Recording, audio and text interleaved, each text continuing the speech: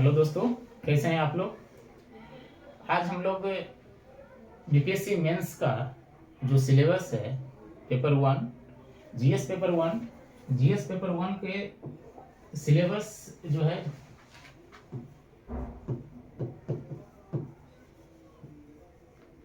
GS paper one, इसमें section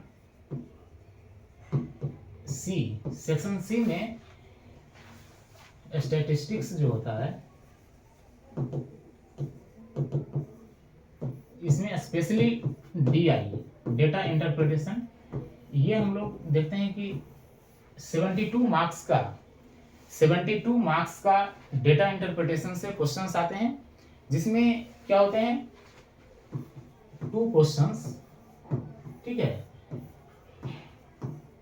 36 marks का 2 questions आते हैं। इस क्वेश्चंस में 5 to 6 सब क्वेश्चंस होते हैं, यानी छोटे छोटे क्वेश्चंस उसमें 5 से 6 होते हैं।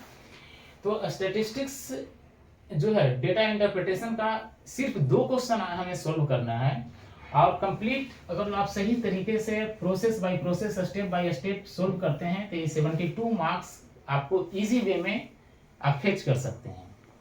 और 72 मार्क्स 300 में का एक पेपर है, इसमें 72 मार्क्स बहुत मायने रखता है। ऑलमोस्ट मतलब ये आपका मोर 24% कंप्लीटली 24% मार्क्स है 24। और इसको छोड़कर जो लोग डीआई अटेम्प्ट नहीं करेंगे, if you not attempted, completely 72 marks आपके हाथ से चला गया। और डीआई को छोड़कर आपका रिजल्ट सोचना एकदम इम्पॉसिबल है, एकदम इम्पॉसिबल। किसी तरह से बाकी सारे ऐसे पेपर 1 पेपर 2 तीनों में आपका बहुत अच्छा स्कोर हो जाता है, तब भी आपका रिजल्ट होगा तो हो सकता है मेंस हो जाए, इंटरव्यू के बाद फाइनल सिलेक्शन में थोड़ा सा दिक्कत हो सकती है। इसलिए डीआई में आप जिनको थोड़ा सा भी पता है वो डीआई अटेम्प्ट करके कुछ मार्क्स ला सकते हैं, और जिनको थोड़ा सा अधिक नॉलेज है बेसिक्स के साथ, ठीक है, बेसिक्स के साथ जिनको नॉलेज है वो डीआई में अच्छे मार्क्स यानी कंप्लीटली 72 मार्क्स फुल मार्क्स आप आसानी से ला सकते हैं, ठीक है। तो ज़्यादा देर ना करते हुए हम लोग डीआई देखते हैं, बेसिक अप्रोच क्या सिलेबस में है, क्या आ सकता है। इंट्रोडक्शन के साथ आज पहला क्लास हम लोग स्टार्ट करते हैं। तो एक्चुअली डेटा इंटरप्रिटेशन डीआई जो होता है, डीआई में है क्या, डीआई में हम लोग पढ़ते हैं क्या है, कोई भी जो जितना डेटा दिया हुआ होता है, ये जो डेटा है इस डेटा का ग्राफिकल रिप्रेजेंटेशन होता है। ग्राफिकल रिप्रेजेंटेशन होता है। ये ग्राफिकल रिप्रेजेंटेशन जो होगा अलग अलग चार्ट के फॉर्म में होता है। अलग अलग चार्ट के फॉर्म में वो डेटा को रिप्रेजेंट किया जाता है सहूलियत के बेसिस पे, क्या इजी रिप्रेजेंटेशन हो, और उस डेटा के बेसिस पे उसका एनालिसिस करना है। उस एनालिसिस के बाद हमें क्वेश्चंस दिए होते हैं, जो भी क्वेश्चंस वहां से बन सकते हैं उसको आपको सोल्व करना होता है, ठीक है। तो हम देखते हैं कि डेटा का रिप्रेजेंटेशन जो होगा वो कितने टाइप से होता है, पहले ये देखते हैं। तो पहला देखिए, डेटा का जो रिप्रेजेंटेशन होगा, डेटा का जो रिप्रेजेंटेशन होगा वो चार्ट में दिया होता है। पहला तो टाइप्स ऑफ चार्ट जो होंगे वो कितने टाइप के होंगे। तो टाइप्स ऑफ चार्ट जो होते हैं, पहला टेबल चार्ट, टेबल के फॉर्म में, टेबुलर फॉर्म में इस तरह से आपको डिफरेंट टेबल दिए होंगे। डिफरेंट टेबल में उसमें वैल्यू दिया होता है, डेटा दिया हुआ होगा, और टेबल को एनालिसिस करके हम लोग उससे जो बेस्ट क्वेश्चन होंगे उसको हमको सोल्व करना होता है। दूसरा होता है बार चार्ट या फिर बार ग्राफ, ठीक है। तीसरा होगा पाई चार्ट, चौथे लाइन चार्ट, पांचवा वेव चार्ट। ये 5 तरह के 5 टाइप्स के चार्ट होंगे। इस 5 टाइप्स के चार्ट में आपको डेटा का रिप्रेजेंटेशन होगा, उस डेटा को सही तरीके से समझकर उससे बेस्ट क्वेश्चंस जो होंगे वो आपको बनाने होंगे। अब इसको जब बनाना होगा तो हमको क्या करना होगा, इसको बनाने के लिए आपको पहले पहले देखते हैं किस तरह का सारे चार्ट्स होते हैं। ठीक है, पहला ये देखिए टेबल चार्ट है, ये टेबल चार्ट है। ठीक है, पहला टाइप का जो चार्ट है ये टेबल चार्ट है। इस टेबल चार्ट में आप देखिए क्या है, the following tables gives the percentage of marks obtained by 7 students in 6 different subjects in an examinations. यानी ये एक तरफ कुछ स्टेक होल्डर का मतलब जो भी डेटा दिया रहेगा इसमें एक एग्जामिनेशंस में डिफरेंट सब्जेक्ट्स में जो स्टूडेंट अपियर हुए हैं उसमें से 7 स्टूडेंट्स का क्या दिया हुआ, मार्क्स दिया हुआ है। वो मार्क्स दिया हुआ, उसके बेसिस पे आपको जो क्वेश्चन पूछा जाएगा उस क्वेश्चन का एनालिसिस करके आपको क्या करना है, उस क्वेश्चन का बेसिक अर्थमेटिक का यूज करके आपको सोल्व करना है। एक बहुत सिंपल सा क्वेश्चन, जैसे सपोज ये क्या है, ये फुल मार्क्स दिया हुआ है, सारे का ब्रैकेट में दिया हुआ होगा फुल मार्क्स यानी मैक्सिमम मार्क्स जिसको पूर्णांक आप लोग समझते हैं, और ये मार्क्स ऑब्टेन्ड। अब ये देखिए कि मैथ्स है, मैथ्स में सारे बच्चे क्या मार्क्स ऑब्टेन्ड किए हैं।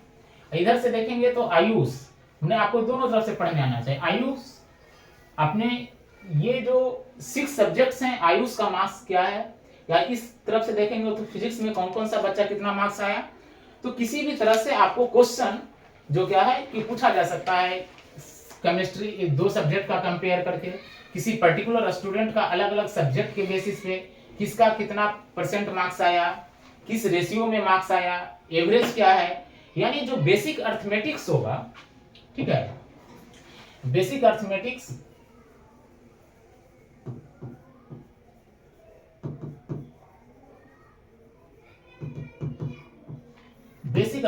जैसे परसेंटेज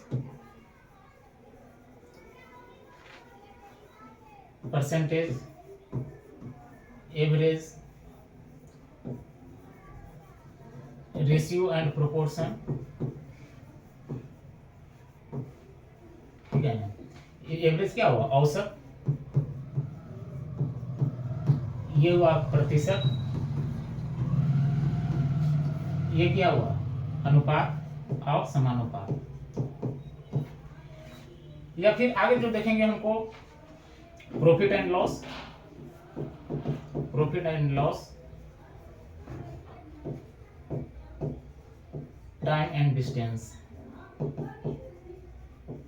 या फिर और थोड़ा सा आगे बढ़े तो सिंपल इंटरेस्ट,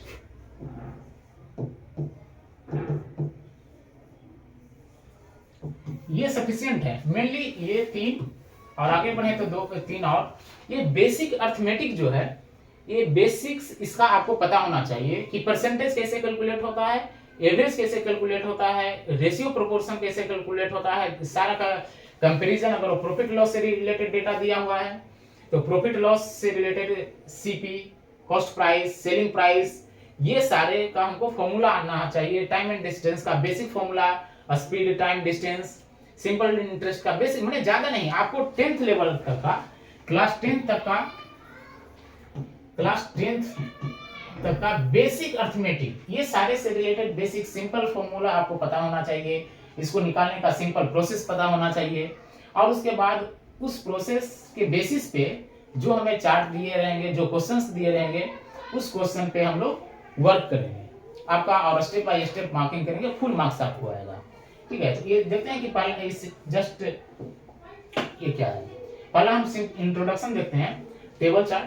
दूसरी बात, ये जो DI हम लोग डेटा इंटरप्रिटेशन ये कंसीडर करेंगे, इसके बारे में जो बताएंगे, ये आपको कोशिश किया जाएगा बाइलिंगुअल हो या इंग्लिश, मोस्टली इंग्लिश में, हिंदी के लिए अलग से वीडियो बना दिया जाएगा, जिससे कि हिंदी माध्यम के बच्चों का, ठीक है, आपको अगर इंग्लिश का टर्म नहीं समझ में आया तो हिंदी के लिए अलग से वीडियो बनेगा, उसमें आपको हिंदी का टर्मिनोलॉजी यूज करके हिंदी में कैसे स्टेप बाय स्टेप प्रोसेस करेंगे उसको हम लोग कंसीडर करेंगे। और ये इंग्लिश का अलग, इंग्लिश में कुछ हिंदी आपको बाइलिंगुअल समझा दिया जाएगा ताकि कंप्लीट हिंदी जिनको ना समझ में, क्योंकि हिंदी का टर्म टफ हो जाएगा तो आपको समझने में दिक्कत आएगी। कंप्लीट इंग्लिश मीडियम वाले के लिए तो ठीक है। तो हम लोग देखते हैं कि टेबल चार्ट क्या है। टेबल चार्ट में इस तरह से डेटा दिया हुआ है। मान लिया आपसे पूछा जाएगा कि रोहित का जो एवरेज मार्क्स है वो तानवी और तरुण के एवरेज मार्क्स से कितना कम है, कितना परसेंट कम है, दोनों के टोटल मार्क्स जो है उसका रेशियो कितना है। इस तरह से अलग अलग क्वेश्चन फ्रेम किए होते हैं। टोटल 5 क्वेश्चंस, एक क्वेश्चंस में 36 मार्क्स का टोटल ये क्वेश्चन है। इसमें 5 छोटे छोटे क्वेश्चंस, उसमें रेशियो हो सकता है इंक्लूड, एवरेज हो सकता है इंक्लूड, परसेंटेज इंक्लूड हो सकता है। इसके बेसिस पे आपको अलग अलग क्वेश्चंस होंगे और उसको आपको सोल्व करना होगा। ये टेबल चार्ट इस तरह से रहता है। अगला हम देखते हैं चार्ट, ठीक है। ये हुआ बार ग्राफ आपका, ये क्या हुआ आपका बार चार्ट या फिर बार ग्राफ, ठीक है। ये बार चार्ट या बार ग्राफ, इसमें देखते हैं कि इस तरह से ये आपको हॉरिजॉन्टल डेटा दिया हुआ है। ऐसा भी हो सकता है कि आपको बार ग्राफ इस तरह से बना रहे, ठीक है।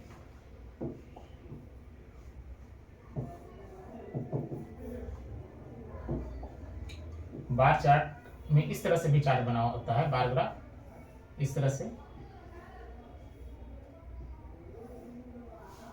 नहीं, ये वर्टिकल बार ग्राफ हो सकता है, हॉरिजॉन्टल बार ग्राफ हो सकता है, ठीक है। और इसी पे डेटा का रिप्रेजेंटेशन होगा। जैसे मान लिया ये फॉरेन ट्रेड है, अलग अलग, ठीक है ना, अलग अलग कंपनी का इस साइड मान लिया जाए, इस साइड ईयर दिया हुआ है, इस साइड कंपनी का नेम दिया हुआ है। आपको उस ईयर में ये इंपोर्ट का डेटा दिया हुआ है, ये इंपोर्ट का डेटा दिया हुआ है एक ग्राफ पे, ठीक है। दूसरे ग्राफ पे एक्सपोर्ट का डेटा दिया हुआ है अलग अलग कंपनी का उस फाइनेंशियल ईयर में। आपको इसको कंपेयर करके उन्हें कितना, मान लिया एल कंपनी है, एल कंपनी को, ठीक है, एल कंपनी का कितना हुआ है, यहां से हम देखेंगे ये वैल्यू जहां आ रहा है 12,699 12,699 इंपोर्ट्स है, ठीक है ना। ये वैल्यू आपको रुपीस में दिया रह सकता है, 1000 इंटू मल्टीप्लाई में, ठीक है, ये रुपीस में रहेगा, ठीक है। डॉलर में हो सकता है, कुछ भी इंपोर्ट एक्सपोर्ट ये दिया हुआ है।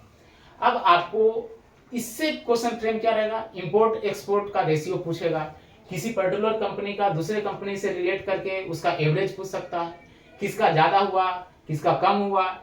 तो इस तरह से ये बार ग्राफ में वही डेटा, हमने सेम डेटा को अलग अलग चार्ट में अलग अलग ग्राफ में रिप्रेजेंट करके ग्राफ चेंज किया जा सकता है, रिप्रेजेंटेशन अलग अलग है।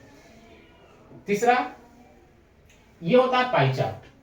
ये पाई चार्ट है, पाई चार्ट में क्या होता है कि ये सर्किल है, इसको अलग अलग कैटेगरी में बांटा हुआ है, डेटा को अलग अलग सेक्शंस में, अलग अलग सेक्शंस में, अलग अलग सेक्टर में डिवाइड किया होता है। और आपको उस डेटा को एनालिसिस करके इस पे जो बेस्ट क्वेश्चन होंगे उसको आपको बनाना होगा। जैसे दिया है किसी, क्या दिया है, study the following graph carefully and answer the questions given. MBA entrance exam में क्या है, डिस्ट्रीब्यूशन ऑफ कैंडिडेट्स है, ठीक है ना। और दूसरा दिया हुआ है कि कितना कैंडिडेट्स पास हुआ है, total number of candidates pass 5700, total enrolled इतना हुआ है। अलग अलग इंस्टीट्यूशन से P Q R S T W x कितना परसेंट, 22% पी से इनरोल हुआ है, तो जितना इनरोल हुआ उसका 18% पास हुआ है। टोटल ये दिया हुआ है, यहाँ टोटल एपीआर हुआ है, ठीक है। तो आओ उसके परसेंटेज के बेसिस पे नंबर ऑफ स्टूडेंट कैलकुलेट करेंगे और उसके बाद कंपैरिजन दिया रहेगा जो बेसिक अर्थमेटिक्स के बेसिस पे, उसके हिसाब से क्वेश्चंस को हम लोग सोल्व करेंगे। ये हुआ आपका पाई चार्ट। पाई चार्ट में एक चीज हमको देखना क्या है, देखेंगे क्या पाई चार्ट में कि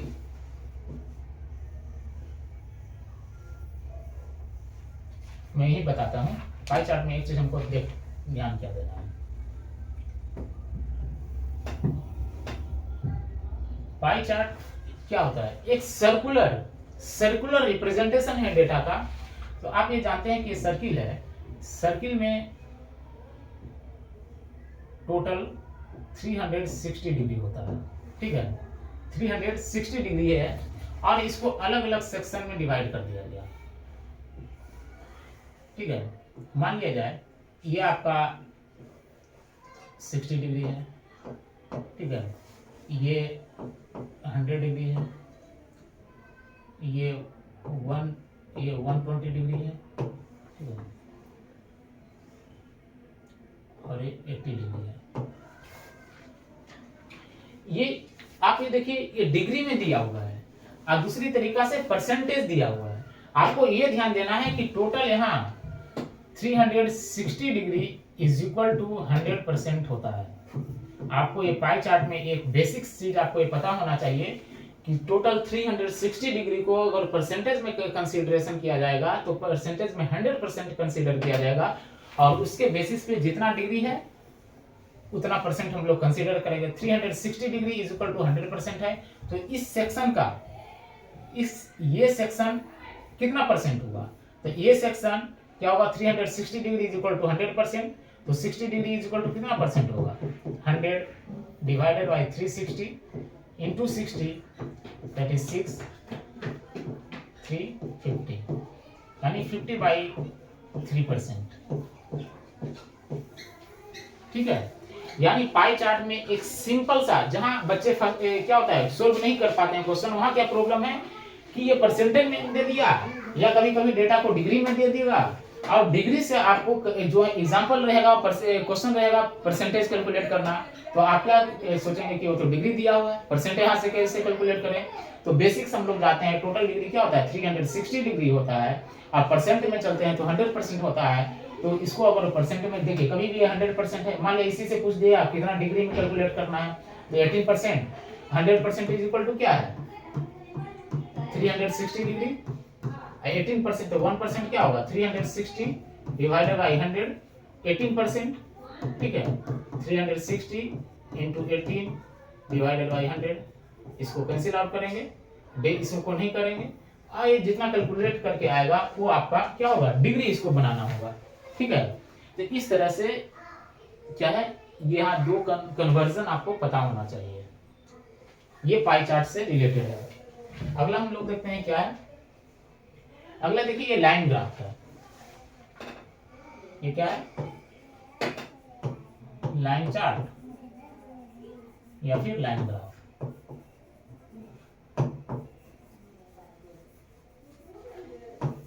लाइन चार्ट या लाइन ग्राफ है, इसमें क्या है कि डेटा का जितना भी होगा वो रिप्रेजेंटेशन लाइन के फॉर्म में होगा। मतलब क्या है कि क्या किया जाता है कि जो पर्टिकुलर वैल्यू आया किसी भी चीज का 90 मान लीजिए दिया है, एक्सपोर्ट किसी कंपनी का किसी ईयर में 1000 रुपीज में करोड़ में दिया हुआ है, इधर करोड़ में 10 करोड़ 20 30 करोड़ इधर ईयर में है। तो मान लीजिए क्या होता है कि 1993 में कोई कंपनी है, अलग अलग कंपनी है, यहाँ दिया हुआ है ब्लू कलर जो है कंपनी एक्स को डिनोट करता है, ये ग्रीन कलर है वो कंपनी वाई को डिनोट करता है, रेड कलर है कंपनी जी को डिनोट करता है, जेड जिसको कहते हैं हम लोग सॉरी। तो इसको हम लोग क्या है कि इसका जो वैल्यू है 30 करोड़, इसका 1994 में 60 करोड़, तो जितना जो वैल्यू आता है उसको लाइन से क्या कर दिया जाता है? मैच कर दिया जाता है, तो एक ग्राफ बनता है, उसको कहते हैं लाइन ग्राफ। अब ये तीनों कंपनी के बीच में कंपेयर किया हुआ है एक चार्ट पे कि किसका क्या फ्लक्चुएशन है। इसी में आपको वही बेसिक अर्थमेटिक के बेसिस पे कंपनी के बीच में परसेंटेज में कंपेयर होगा, रेशियो में कंपैरिजन हो सकता है, एवरेज हो सकता है कितना एक्सपोर्ट हुआ। इस तरह से यहाँ भी क्वेश्चन फ्रेम करके आपको पूछा जाता है। ये हुआ लाइन ग्राफ। नेक्स्ट हम लोग देखते हैं, ये है वेव चार्ट। ये क्या है? Wave chart. बीपीएससी में अभी तक वेव चार्ट का प्रयोग करके कभी भी क्वेश्चंस नहीं आए हैं। ठीक है, मान लीजिए क्वेश्चंस आपको आ जाए, इसलिए जानना जरूरी है कि बीपीएससी में आपको पता है कि 2 क्वेश्चन सोल्व करने होते हैं। अब 4 क्वेश्चंस टोटल दिए होते हैं, टोटल 4 क्वेश्चंस गिवन 4 क्वेश्चंस दिए होते हैं, इसमें से 2 सोल्व करना, लेकिन एनी 2 नहीं सोल्व करना होता है। एक क्वेश्चन उसी क्वेश्चन के साथ और दिया होता है, दूसरा क्वेश्चन उसी क्वेश्चन के साथ और दिया होता है। तो मान लिया कि एक क्वेश्चन में आपको लाइन ग्राफ दिया हुआ है कोई भी, दूसरा कोई ऐसा क्वेश्चन दे दिया जिसमें वेव चार्ट दे दिया है और में भी आपको वेव चार्ट दिया है, दोनों वेव चार्ट के साथ दिया है। अगर जो आप इसको आप रीड करना नहीं जानते हैं तो फिर वहां क्या होगा? 36 मार्क्स आपका लॉस हो जाएगा, यानी आप 36 मार्क्स लूज कर सकते हैं। तो अभी तक वेव चार्ट पे क्वेश्चंस नहीं फ्रेम किया गया है, लाइन ग्राफ, बार ग्राफ, ठीक है, पाई चार्ट, इस तरह से उस पे ही डेटा का रिप्रेजेंटेशन दिया है। इसको कैसे पढ़ते हैं ये हम देखेंगे। तो जितना भी मान लीजिए 6 कंपनी है, तो ये हेक्सागोन बनाया गया, 6 वर्टेक्स का एक फिगर बनाया गया। मान लिया जाए 8 कंपनी होता, 8 कंपनी होता तो क्या होता,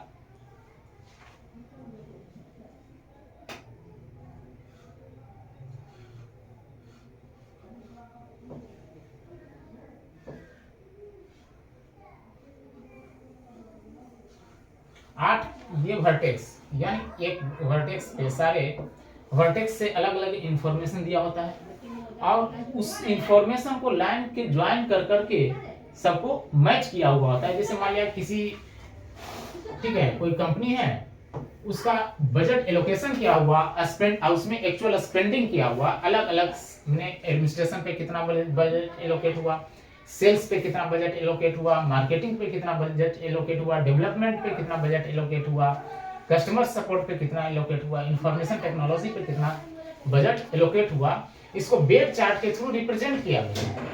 और यहाँ देखिए दिया क्या हुआ है, येलो लाइन जो है, येलो लाइन एक्चुअल स्पेंडिंग, यानी येलो लाइन जो है ये एक्चुअल स्पेंडिंग दिखा रहा है, ये एक्चुअल स्पेंडिंग दिखा रहा है, और ब्लू लाइन जो है, ये ब्लू लाइन बजट एलोकेटेड दिखा रहा है। इसको कैसे रीड करते हैं ये हम देखते हैं, ठीक है। मान लिया जाए एक्चुअल स्पेंडिंग, तो ब्लू लाइन है, ये दिखा रहा है कि ब्लू लाइन एक्चुअल स्पेंडिंग का क्या है, ठीक है। अब यहाँ देखिए सब में हेक्सागोन दिया हुआ है अलग अलग सेक्शन में। अब देखिए कि ये जो दिया हुआ है, ये $0, ये $10, ये $20, ये $30, ये $40। अब आप ये देखिए तो बीच में क्या होगा, ये मान लिया $15 होगा, ये $5 होगा, ये 25। अब इसमें हम ब्लू लाइन का देखते हैं, तो यहाँ पे यहाँ कितना डॉलर कट कर रहा है, $30।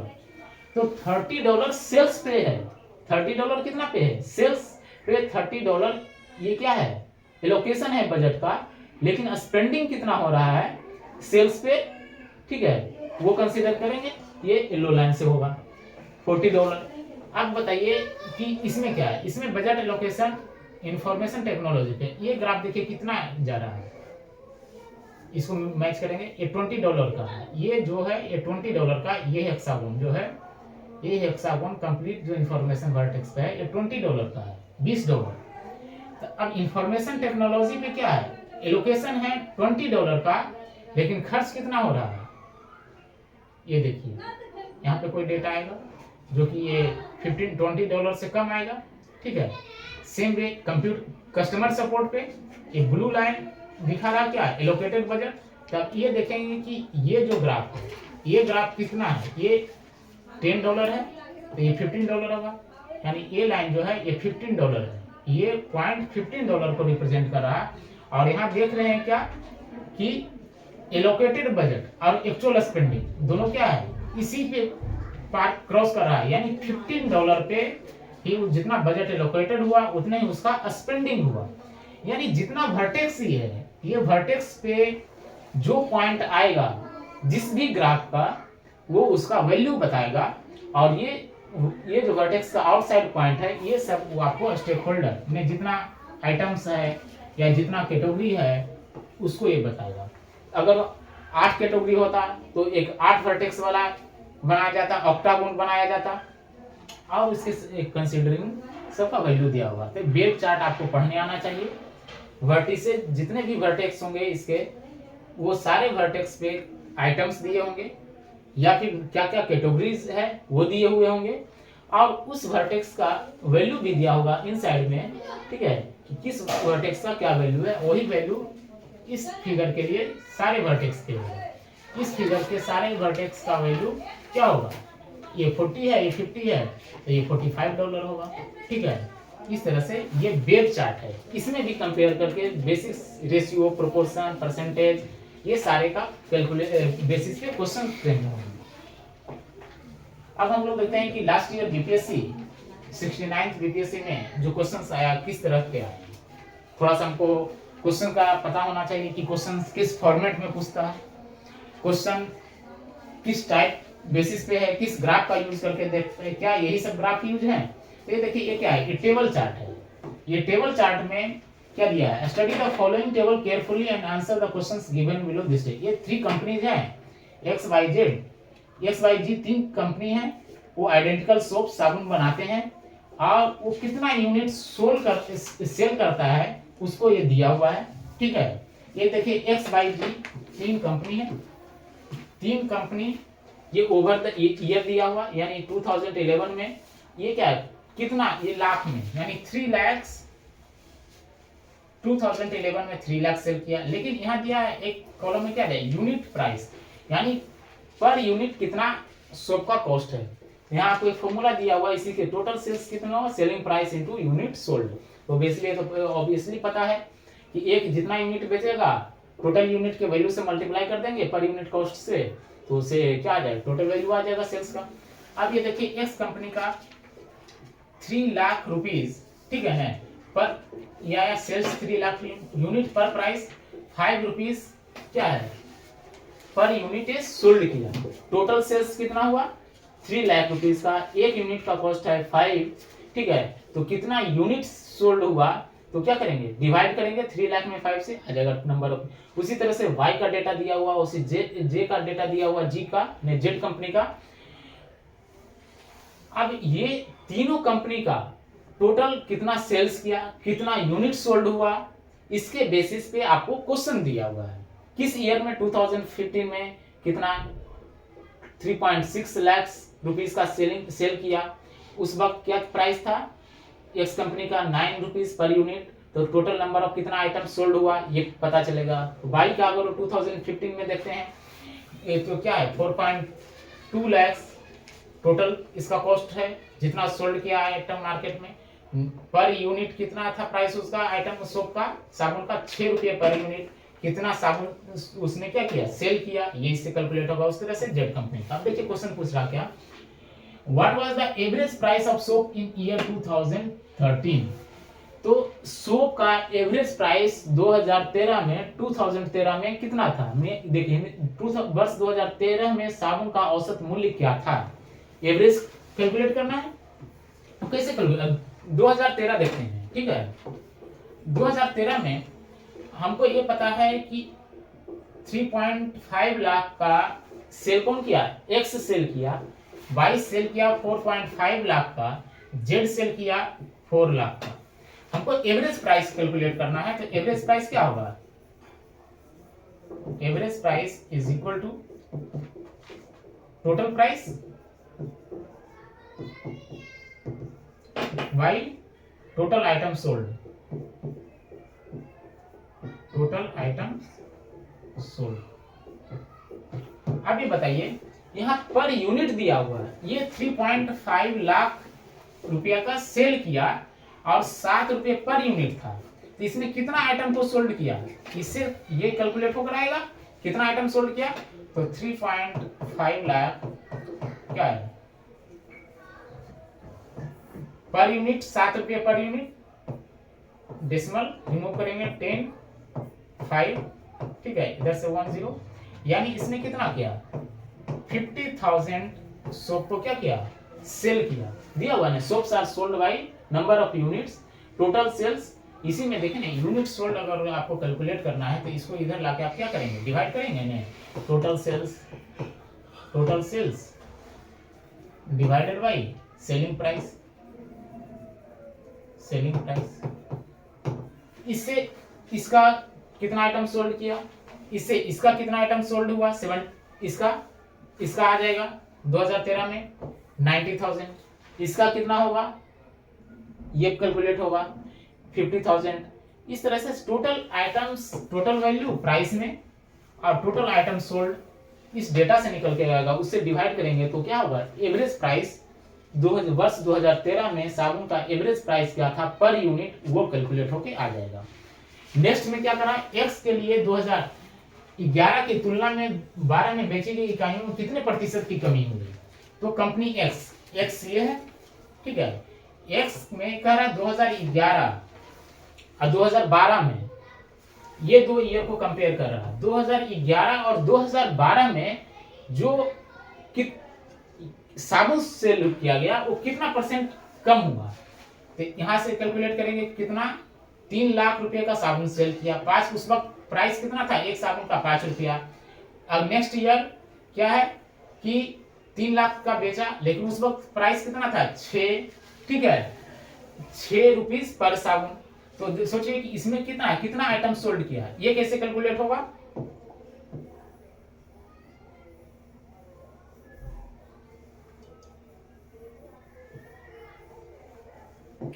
यहाँ देखिए 2011 के लिए 3 लाख डिवाइडेड बाई 5, ठीक है, 60,000, इससे को कैलकुलेट करेंगे तो 50,000 आएगा। कितना कम हुआ? 10,000 यूनिट कम हुआ। कंपेयर करना है 2001 के लिए 2011 की तुलना में 2012 में कितना प्रतिशत की कमी आई 2011 के तुलना में, ठीक है ना? तो 2011 से कंपेयर करना है तो परसेंटेज डिक्लाइन क्या हुआ? 10,000 इंटू 100 बाई 60,000, ये कैंसिल करेंगे, ठीक है, 3 50 बाई 3 16 होल 2/3%, ठीक है, इतना परसेंट क्या हुआ? डिक्लाइन हुआ। इस तरह से अलग अलग डेटा को हम रीड करेंगे, उस डेटा के बेसिस से जो क्वेश्चंस दिए होते हैं, इसे मैं अभी ऑलरेडी बता दे रहा हूँ। जब आगे क्लासेस चलेंगे तो स्टेप बाय स्टेप कैसे लिखना है, स्टेप, क्योंकि आपको इतना आसान सा क्वेश्चन के लिए 6 मार्क्स 8 मार्क्स दिया जा रहा है। ये 8 मार्क्स सिंपली आंसर बताने के लिए नहीं मिलेगा, ये 8 मार्क्स आपको स्टेप बाय स्टेप कंप्लीटली दिखाना पड़ेगा, तभी जाके आपको 8 मार्क्स फुल मार्क्स मिलेंगे। नेक्स्ट देखते हैं, ये देखिए ये क्या दिया हुआ है, ये पाई चार्ट है। ये क्या है? पाई चार्ट पे क्वेश्चन दिया हुआ है, उसी में और करके दूसरा क्वेश्चन। ये पाई चार्ट में क्या है, अलग अलग किसी पाई चार्ट में दिया है एक्सपेंडिचर है किसी मैन्युफैक्चरिंग का, सॉफ्टवेयर पे इतना परसेंट एक्सपेंडिचर है, इतना परसेंट रिसर्च एंड डेवलपमेंट पे, मशीनरी पे इतना परसेंट, हार्डवेयर पे इतना परसेंट, ठीक है। अब उसके बेसिस पे यहाँ अलग अलग क्वेश्चन दिए हुए हैं और उसको आपको बनाना है। ये पाई चार्ट देखिए, टेबल चार्ट हुआ और दूसरा पाई चार्ट और दिया हुआ, दो में से कोई एक क्वेश्चन बनाना है। तीसरा, इसमें देखिए एक पाई चार्ट दिया है नहीं, इसमें डबल पाई चार्ट था, यानी कुछ वैल्यू यहाँ से आपको आएगा, कुछ वैल्यू यहाँ से आएगा, ठीक है। ये फैमिली 1 के लिए है, ये फैमिली 2 के लिए है। यहाँ से दोनों का कंपेयर करके परसेंटेज में दिया हुआ है, डेटा दिया रहेगा कि वैल्यू में और परसेंटेज वैल्यू को रीड, इसमें डेटा को रीड करके हमको इसके बेसिस पे क्वेश्चंस बनाने होंगे। अब देखिए क्या है इसमें, और में क्या दिया है, यहाँ देखिए ये बार ग्राफ दिया है, यानी एक साल में आपको ये बार ग्राफ का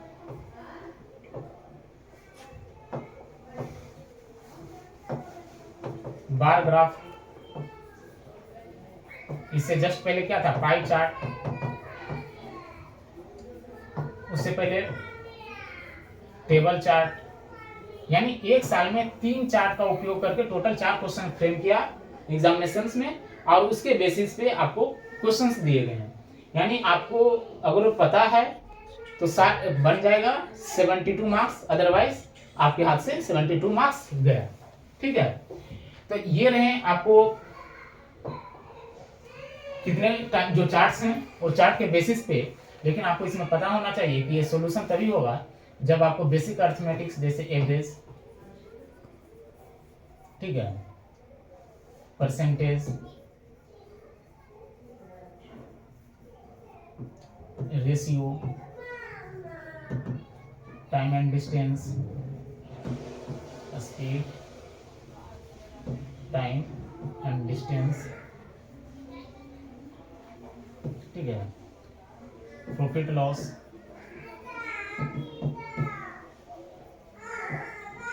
कॉस्ट प्राइस, सेलिंग प्राइस, ये सब बेसिक्स आपको पता होंगे, इसके फॉर्मूले पता होंगे, इसके बेसिस पे कैलकुलेट करना है। बाकी सिंपल सबको पता है, एडिशन, सब्ट्रैक्शन, जोड़ घटाव गुना भाग, ये और process by process, step by step, जैसे बोर्ड एग्जाम में बनाया जाता है उस तरह से स्टेप बाय स्टेप आप बनाएंगे तो एकदम बेसिक्स मैथमेटिक्स का यूज करते हुए आराम से 72 मार्क्स आप ला सकते हैं।